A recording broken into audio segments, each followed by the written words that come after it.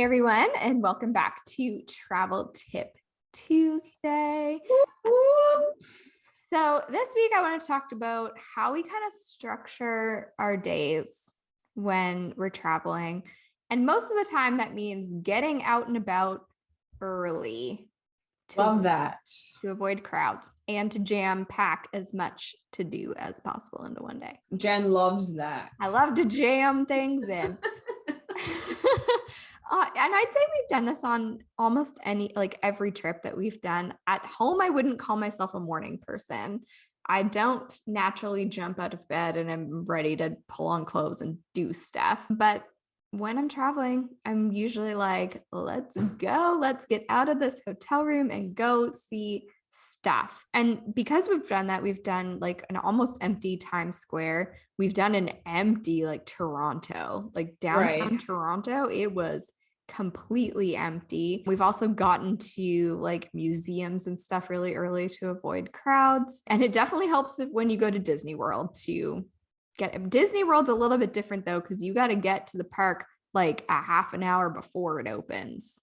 It's and then do you wait outside? Is that like you're in line kind of thing? It's like they do what they call rope drop, back in the day they used to literally drop a rope and people would go, but now it's kind of, you can wander around, you just can't really get on rides.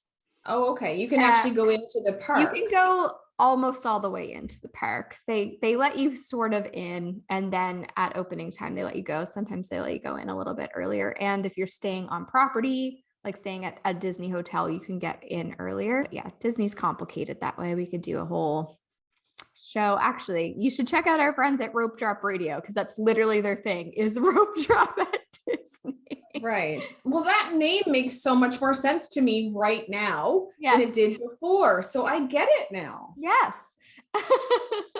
Yeah.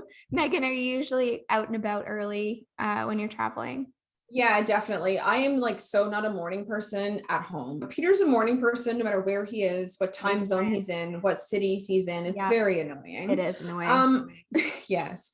But while on vacation, I'm actually like you. I'm kind of like, let's get going. And we want to try to get to places early as possible, especially popular places. And there's going to be a crowd. And there's been so many times that we've like been leaving and we're like looking around at like all the people who've arrived since we got there. Yeah. And we just feel like so fortunate that we made that decision to like push it a bit early. And you can actually check out on Google the site that you're going to go see. It actually tells you in a little graph when it's generally busiest and when it's generally slowest. And we do follow those sometimes just to try to like miss the crowd. And like you, we've been to places so early that we've missed crowds completely, like the Blarney Stone in Ireland. There's a spot called King's Road in Game of Thrones that's very popular to go see. We arrived there before there were like 3 people there. And that's a place you'd want the photo op. So if you're really looking for like some great shots, it's great to arrive early and avoid the crowd. So this is definitely something that we employ when we're on trips as well.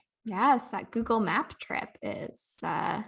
tip is really, really key. Like I mean, I knew that feature was there, but I didn't really think about it on travel. I'm telling you, Google Maps is going to change your life, I feel. Apparently. Yeah, that's it. That was a quick travel tip. But let us know on social media if you're an up and at 'em early type of person when you travel, or if you maybe prefer to sleep in and just deal with the crowds.